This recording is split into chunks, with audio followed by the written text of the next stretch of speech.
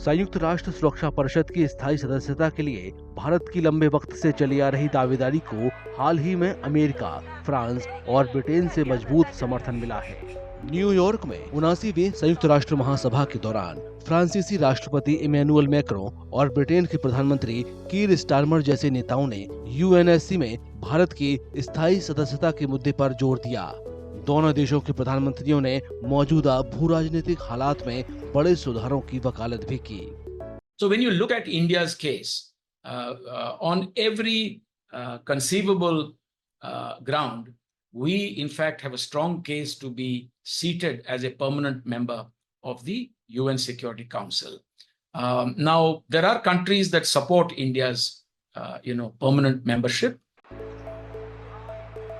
भारत का समर्थन यूएनएससी में सुधार के लिए दुनिया के नेताओं की सामूहिक कोशिशों का असर है, क्योंकि यूएनएससी में अनरिप्रेजेंटेटिव स्ट्रक्चर से कई देश सहमत नहीं हैं। G4 के सदस्य देश यानी भारत, ब्राजील, जर्मनी और जापान स्थायी सदस्यता की मांग करते हुए दलील दे रहे हैं कि द्वितीय विश्व युद्ध के बाद से दुनिया के शक्तिशाली देशों के हालात में काफी बदलाव आया है।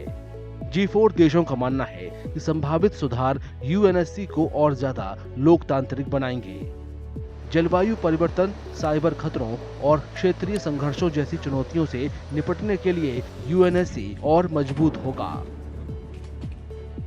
United Nations, which was established at a time when we had the Second World War, the victor and vanquished mentality continued for a very, very long time, and it is realized by the world now that the UN cannot continue to perform or be relevant if it does not reform.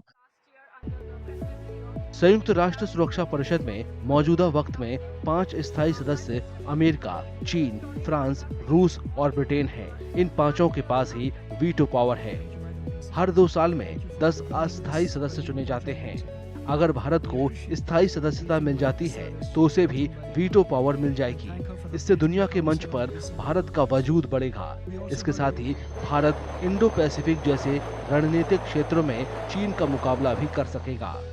Bharat के UNSC में शामिल होने से आतंकवाद, जलवायु परिवर्तन, वैश्विक स्थिरता और वैश्विक शासन पर भी गहरा असर पड़ेगा।